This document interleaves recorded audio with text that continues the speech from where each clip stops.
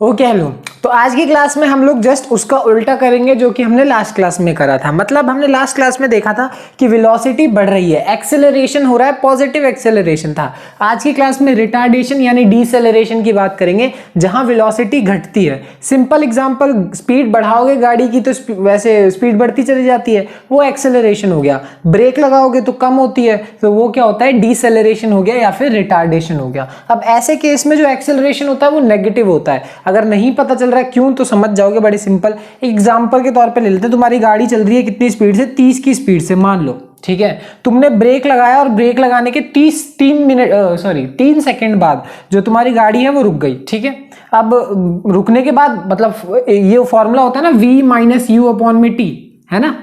तो ये v minus U upon में टी फॉर्मूला होता है। अब तुम लोग को यहाँ पे फॉर्मूले के बारे में इतना तो पता है कि ये हमारे पास क्या है, इनिशियल वेलोसिटी है। तो इनिशियल वेलोसिटी कितनी है, 30, और फाइनल वेलोसिटी कितनी है, 0। बाद में गाड़ी रुक गई तो 0, और शुरू में कितनी थी, 30 थी। और ये हमारा आ जाएगा एक्सेलरेशन, जो कि एक्सेलरेशन कितना आएगा, -30/3, यानी कितना आ गया, -10 मीटर पर सेकेंड स्क्वायर, ठीक है। तो तुम नोटिस कर रहे हो यहाँ पे एक्सेलरेशन की वैल्यू कितनी है, -10, समझ रहे हो ना। तो यहाँ पे वही कहने का मतलब है, हम ऐसे केस की बात करेंगे जहां रिटार्डेशन हो रहा होगा। तो अब इसका ग्राफ बना सकते हैं, बड़ा ही सिंपल है। अगर तुम्हें पिछले क्लास वाला समझ में आ गया ना, तो ये तो बहुत ज्यादा ईजी हो जाएगा अब तुम्हारे लिए, ठीक है। तो यहाँ पे तुम लोग शुरुआत करेंगे एक्सेलरेशन टाइम वाले से ही, और हम सबसे पहले एक्सेलरेशन की वैल्यू लेके चल लेते हैं -1 मीटर पर सेकेंड स्क्वायर। माइनस क्यों, क्योंकि रिटार्डेशन है, ठीक है ना। और लास्ट क्लास में हमने बात करी थी किसकी, पॉजिटिव वाले की। इस बार नेगेटिव वाले की बात करेंगे। हाँ, बट पिछली क्लास में भी शुरू किससे किया था, एक्सेलरेशन से। आज भी शुरू इससे ही करेंगे। तो एक्सेलरेशन टाइम का ग्राफ बनाना है सिंपल। मान लेते हैं शुरुआत में जो हमारा टाइम है वो 0, फिर हो जाएगा 1, फिर हो जाएगा 2। चाहे तो 3, 4 जितना भी लेके चाहे तो कर सकते हैं, कोई दिक्कत वाली बात नहीं है।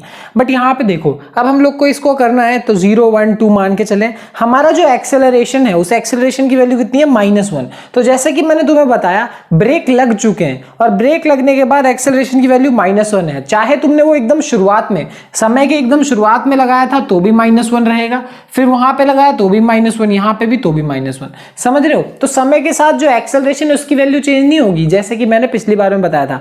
यूनिफॉर्म एक्सेलरेशन का केस है, बट नॉन यूनिफॉर्म मोशन का केस है, समझ रहे हो। क्यों, क्योंकि यहां पे कंटिन्यूअसली वेलोसिटी बदल रही है। तो देखो, पहले ज्यादा थी वेलोसिटी, फिर धीरे धीरे 0 हो गई, तो वेलोसिटी चेंज हो रही है, इसीलिए नॉन यूनिफॉर्म मोशन।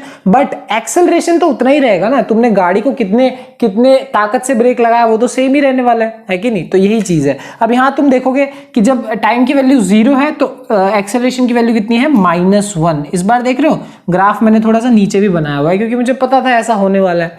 फिर टाइम की वैल्यू जब 1 है तो एक्सेलरेशन की वैल्यू कितनी है, -1। तो यहां से ऐसे, है ना। फिर यहाँ पे जब क्या नाम है, एक्सेलरेशन -1 है तो टाइम 2 है फिर से, तो यहाँ पे इसको भी खींच के ऐसे कर लेते हैं। तो यहां पे ये हो गया और ये हो गया, इसको पूरी एक सीधी लाइन खींच दो, ठीक। तो तुम देख रहे हो ये वाला ग्राफ भी एक स्ट्रेट लाइन ग्राफ है, बट हमने जब पॉजिटिव एक्सेलरेशन रखा था तब वो एक्स एक्सिस के ऊपर था, और जब नेगेटिव एक्सेलरेशन रखा है तब वो एक्स एक्सिस के नीचे है, समझ रहे हो। तो यहाँ पे यही चीज इंडिकेट हो रही है कि इस बार डीसेलरेशन है, नेगेटिव एक्सेलरेशन है कि नहीं। तो इस ग्राफ के बारे में 3 बातें आ जाएंगी वही चीज की। सबसे पहली बात तो स्ट्रेट लाइन ग्राफ है, बट वो straight line graph x axis के नीचे है, और वो एक्स एक्सिस के नीचे इसीलिए वो क्या हो जाएगा, नेगेटिव एक्सेलरेशन की कैटेगरी में आ जाएगा। और तीसरी बात क्या है, यूनिफॉर्म है, चाहे पॉजिटिव हो चाहे नेगेटिव हो। यूनिफॉर्म का मतलब एक्सेलरेशन की वैल्यू तो चेंज नहीं हो रही। तो नॉन यूनिफॉर्म मोशन है बट यूनिफॉर्म एक्सेलरेशन है, फर्क समझना बहुत जरूरी है। अब आते हैं वेलोसिटी टाइम ग्राफ पे। तो वेलोसिटी टाइम ग्राफ बड़ा ही सिंपल फिर से हो जाएगा। समय मान लो 0, 1, 2 सेकेंड्स, ठीक है। समय इतना ही, एक सेकंड बढ़ रहा है। यहां पे मान लो कि इनिशियली जो वेलोसिटी थी वो कितनी थी, चलो मान ली कितनी, 4 मीटर पर सेकेंड। चलो मान ली, मैंने बस मानने के लिए बोला, तुम मानने को 3, 20, 40 जो मानना हो मान सकते हो। अब मैंने शुरुआत में ही वेलोसिटी क्यों मान ली, जैसा कि मैंने तुम्हें बताया कि जब ब्रेक लगाओगे तो गाड़ी चल रही होगी, और कितने से चल रही है वो तो मानना ही पड़ेगा ना। तो मान लिया कि शुरुआत में वो 4 मीटर पर सेकंड से जा रही थी। अब 1 सेकंड के अंदर उसकी स्पीड कितनी कम हो गई, ये पता करने का तरीका हमारे पास acceleration is equal to v minus U upon में टी। अब शुरुआत में उसकी वेलोसिटी कितनी है, 4, समय कितना बीटा, 1 सेकंड। अब 1 सेकंड के अंदर जो वेलोसिटी है उसमें कितना बदलाव आएगा, अगर एक्सेलरेशन की वैल्यू -1 है तो मल्टीप्लाई हो जाएगा, -1 इज इक्वल्स टू v -4। तो यहाँ पे अगर ये उधर की तरफ चला जाएगा तो v की वैल्यू कितनी आ जाएगी, v इज इक्वल्स टू कितना आ जाएगा, 3 मीटर पर सेकेंड, हाँ या ना। कोई दिक्कत वाली बात बिल्कुल भी नहीं। ये हो जाएगा ना प्लस, और प्लस हो जाएगा उधर, तो ये माइनस में वो प्लस में, तो आंसर कितना हो जाएगा 3। और एग्जैक्टली तुम सही सोच रहे हो, अगले वाले में कितना आ जाएगा 2। चाहो तो चेक करके देख सकते हो, मैं करा देता हूं। शुरुआत में 4 है और अब बीत चुके हैं 2 सेकंड, तो 2 सेकंड में जो आंसर है वो तुम्हारा क्या हो जाएगा यहाँ पे 2, और वहां पे जाओगे तो कितना हो जाएगा 2 हो जाएगा आंसर।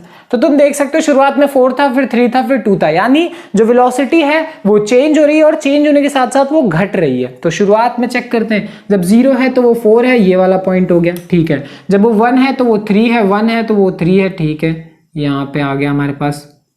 और जब ये हमें 2 का है तो ये भी 2 है, ठीक है, सिंपल सी बात, ठीक है। तो यहाँ पे अगर इन तीनों लाइंस को तुम जोड़ दोगे तो वो कुछ इस तरीके से लाइन बनेगी, ठीक है।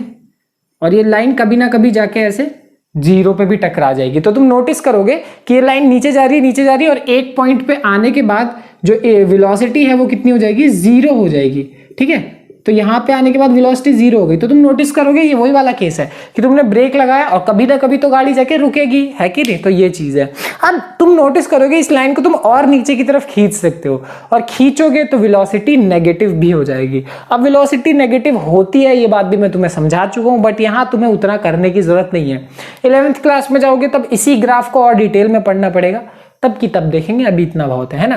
तो यहाँ पे ये वाला ग्राफ हो गया किसका, वेलोसिटी वाला ग्राफ, जबकि जब एक्सेलरेशन की वैल्यू क्या है, नेगेटिव है, ठीक है। तो अब फाइनली आ गए डिस्टेंस टाइम ग्राफ पे। उल्टा जाते हैं क्योंकि ये ग्राफ थोड़ा सा कॉम्प्लिकेटेड होता है, उसमें 4 वैल्यूज भी डालेंगे ताकि ग्राफ बड़ा अच्छा सा बनेगा। ध्यान से देखते चले जाओ। शुरुआत हुई है, अब मान लो टाइम 0 है और डिस्टेंस की वैल्यू भी 0 है, मान लो। अब तुम बोलोगे भैया जब स्पीड है तो डिस्टेंस कैसे 0 हो गया। नहीं, समय होता है कि तुम कब अपनी स्टॉप वॉच क्लिक करते हो। अब मान लो तुम्हारी गाड़ी चल रही है बट अभी तुमने नापना शुरू नहीं किया, ये तुम पे डिपेंड करता है ना कि तुम कब डिस्टेंस नापना शुरू करोगे। अगर ऐसा हुआ एकदम शुरू से शुरू लोगे तो तुम बचपन से तो चल ही रहे हो, और बचपन से चल रहे हो तो तुम्हारा डिस्टेंस तो बढ़ ही रहा है ना। नहीं नहीं नहीं, ऐसा नहीं होता। ये तब होगा जब तुम अपनी घड़ी को ऐसे क्लिक करोगे। गाड़ी चल रही है और तुमने अब ब्रेक लगाने से पहले ऐसे क्लिक किया और तुमने अब नापना शुरू किया, तो जब समय शुरू है तो तुम्हारे लिए डिस्टेंस भी शुरू हुआ है अभी, है ना। तो बिल्कुल एकदम। अब यहाँ पे समय बीतता जाएगा और देखते हैं डिस्टेंस कैसे कवर होगा। अब अगर हमें डिस्टेंस निकालना है तो डिस्टेंस निकाल सकते हैं बड़ी ही सिंपल तरीके से, हम वेलोसिटी की मदद लेंगे, ठीक है। तो अब हमारे पास वेलोसिटी ऑलरेडी आई रखी है, निकाल लेते हैं इससे 0। अब देखो डिस्टेंस इज इक्वल टू क्या होता है, वेलोसिटी इनटू टाइम, है ना। अब 0 की बात करें, टाइम जब 0 है तो वेलोसिटी की वैल्यू भी कितनी है, 0 है। चेक कर सकते हो, वेलोसिटी की वैल्यू 4 है, बट फर्क नहीं पड़ेगा, 4 इंटू 0 क्या होता है, 0 ही होगा। तो शुरुआत में जब इसकी वैल्यू 0 है तो 0 ही होने वाला है। आगे देखते हैं, आगे हमारे पास क्या होगा कि जब 1 सेकंड की बात करेंगे तो वेलोसिटी की वैल्यू है 3 और टाइम है 1, तो मल्टीप्लाई करेंगे आएगा कितना आंसर 3। और वैसे जैसे हम 2 की बात करेंगे तो कितना हो जाएगा 2 इंटू 2 कितना आ जाएगा 4। चाह सकते हो टाइम इंटू वेलोसिटी, और दोनों ही 2 है, तो आंसर हमारे पास कितना आ गया 4। इसके आगे भी करने को करा जा सकता है, बट मुझे पता है ये जो ग्राफ है मेरा उतना जगह नहीं है मेरे पास, तो इतना समझ जाओगे तुम। यहाँ पे देखो इसी चीज को अगर मैं ग्राफ पे प्लॉट करने जाऊं तो 0 पे तो 0, 1 पे 3, ठीक है, 1 पे यहाँ पे ऐसे 3, ठीक है। और यहाँ पे जैसे ही मैं 2 पे करूंगा तो 2 पे क्या करना पड़ेगा, मुझे 4 करना पड़ेगा, ठीक है, यहाँ से।